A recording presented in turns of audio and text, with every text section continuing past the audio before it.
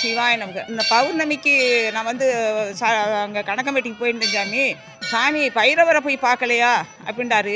இவர் எனக்கு 16 அடி கூந்தல் வந்து நம்ம இடுமங்கோயிலில் பார்க்குற அன்னைக்கு சாமி வந்து முடியை போட்டு மூடிட்டாரு அப்படின்னு சொன்னது. இன்னைக்கு அவரை பார்த்துருக்கேன் சாமி பைரவர்ந்து அப்படின்ற மாதிரி என்னை நேரடியாக பார்க்க சொன்னாங்க சாமி. திடீர்னு அப்படியே பரப்பிட்டு இங்கே வந்தேன் சாமி. இங்கே அவர் வந்தோடனே என்னை ஆசீர்வாதம் சாமி. கையை பிடிச்சி மாட்டார். அப்படி ஒரு இதெல்லாம் நான் பார்க்கவே முடியாது. அவ்வளோ ஒரு எனக்கு சந்தோஷம். ஒரு பெத்த பிள்ளைய கூட அப்படி சந்தோஷம், அவ்வளவு ஒரு சந்தோஷமாயிட்டார். எல்லா கோயிலையும் பார்த்தேன். அங்கே எல்லா ஆளுகளும் ஒரு அன்னதான மண்டபத்திலோட அமைதியாக நடக்குது. அவரை பார்க்குறதுக்கு எம்மட்டும் கோடி மக்கள் இருக்காங்க. அவங்களுக்கு நம்ம போனோடனே அவருக்கு எப்படி தான் தரிசனம் கிடச்சிட்டோ. இந்த கணக்கம்பேட்டி ஐயா தான் சாமி, இந்த பழனிசாமி ஐயா நேரடியாக காட்சி கொடுத்தது மாதிரி காட்சி கொடுத்துட்டார். சாமிகிட்ட பாலாபிஷேகம் பண்ணிட்டு வெளியே உட்காந்துருக்கேன். சாமி அங்கே சிவபிராணம் படிச்சுக்கிட்டு இருக்காரு. நம்ம கணக்கம்பேட்டி ஐயா சர்க்குரு, நம்ம ஐயா பழனி சாமி ஐயா அவர் உள்ளே இருக்கார். நான் வெளியே உட்காந்துருக்கேன். இருந்தாலும் அவர் வந்து சாமி வந்து போயில போட்டுக்கிட்டே சாமியும் என்னையும் இந்த கையை அந்த கையை வச்சு காமிச்சிக்கிட்டே இருக்காரு. சாமி அவனை பார்த்துட்டியா, சாமி யாருன்னு தெரியுமா அப்படின்னு சொல்கிறாரு. சாமி நீங்கள் சொல்ல போய் நான் வந்திருக்கேன், அவர் யாருன்னு எனக்கு தெரியாது சாமி. என்னை 16 அடி கூந்தலோட ஒருத்தர் வந்து என்னை பொத்திட்டாங்க அப்படின்ற வந்து எங்கள் தம்பிக்கிட்டே எங்கள் வீட்டுக்காரர்கிட்டே நான் சொல்கிறேன். அன்னைக்கு பதிவானது இன்னைக்கு பார்த்துருக்கேன் சாமி.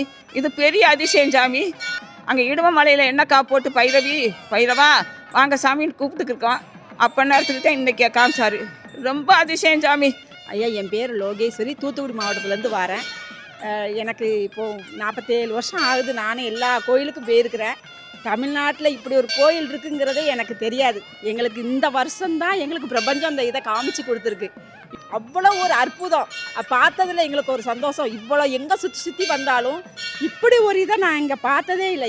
எனக்கு ஒரு ஒரு நிம்மதியும் கூட. என்ன இது இருந்தாலும் போக்கிடுவார் அப்படிங்கிற ஒரு இதில் ஒரு ஆனந்தம் இந்த சாமியை பார்த்ததில் எங்களுக்கு. இங்கே இருக்கிற பைரவநாதரும் அம்மா பைரவி அம்மாவும் பார்த்ததில் நான் பார்த்தது பழனியில் பார்த்தேன் பைரவி அம்மாவை. அந்த அம்மா திரும்ப என்னை எங்கே கொண்டு பைரவர்கிட்ட கொண்டு விட்டுட்டு போன வருஷம் தை மாதம் நான் கொண்டு பைரவி அம்மாவுக்கு போய் இது மஞ்சள் தண்ணி ஊற்றி தீர்த்தம் இது பண்ணிட்டு வந்தேன்.